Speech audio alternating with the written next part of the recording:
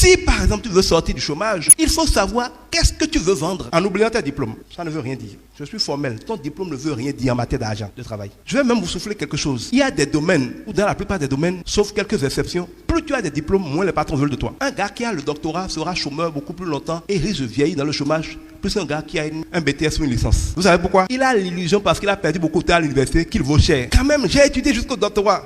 Donc il va vouloir qu'on le paye gros, alors qu'il ne sait rien d'autre que des théories, lire des papiers, faire des thèses, synthèses, antithèses, écrire pour ne rien dire, bavarder pour ne rien dire, c'est ça sa spécialité. Il est bon peut-être à travailler dans une université ou dans un centre de recherche où les gens veulent des gens qui écrivent, qui bavardent pour parler de l'avenir seulement. S'ils trouvent de l'emploi dedans, c'est bon. C'est pour ça que vous allez voir les gars qui font doctorat là, ils finissent toujours professeurs d'université. Mais à part ça, si tu rentres dans la vraie vie, personne qui est dans les affaires concrètes, dans le travail, ne veut payer un docteur parce qu'il va bavarder beaucoup et ne sait rien faire. Et il n'est même pas humble parce qu'il y a le doctorat, il pense qu'il sait tout alors qu'il ne sait rien. À part ce sur quoi il a passé tout son temps à lire et écrire. Ce n'est pas des gens flexibles. Ils te coûtent trop cher et ils ne te rapportent rien. Les patrons vont préférer recruter un gars qui a le bac, un gars qui a un petit diplôme et qu'ils peuvent formater pour les configurer de manière à pouvoir être rentable pour eux, qui ne vont pas être trop prétentieux parce qu'ils n'ont pas de gros diplômes. Il y a des emplois, tu vas avoir le doctorat. Quand tu vois le profil de l'emploi, oublie ton doctorat, présente juste ton bac et postule, tu vas gagner. Parce que ton doctorat va te faire éliminer par des recruteurs. Mettre ton diplôme en avant est dans la plupart des cas la meilleure manière d'être au chômage. Ce qu'il faut mettre en avant, c'est qu'est-ce que tu sais faire. En fait, c'est la seule chose que les gens payent. Qu'est-ce que tu sais faire? Qu'est-ce que tu peux me rapporter? Voilà les questions que se pose un recruteur et un